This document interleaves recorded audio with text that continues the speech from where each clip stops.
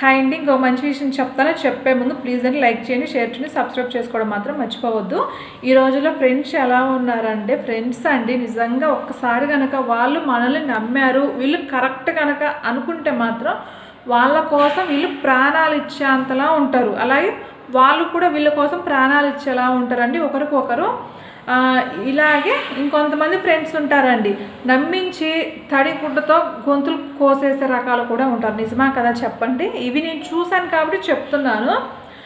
మనతోటి అక్క తొక్క అది ఇది చెల్లి తోటకూర అంటే భలే ఉంటారండి. వన్స్ ఒక్కసారి మనం ఏదైనా ప్రాబ్లంలో ఉన్నామంటే ఎవరిది అసలు, దీనికి మనకు సంబంధం ఏంది, తనకి మనకి సంబంధం ఏంది అన్నట్టుగా ఉంటారండి. వీళ్ళు ఏమైపోయినా పర్లేదు, మనం బాగున్నామా, మన ఫ్యామిలీ బాగున్నామా, ఇలా ఉన్నారండి. ఒక్కసారి మీరు ఫ్రెండ్షిప్ చేసే ముందు ఎవరు ఎటువంటి వాళ్ళని కనుక్కొని ఫ్రెండ్షిప్ చేయాలి.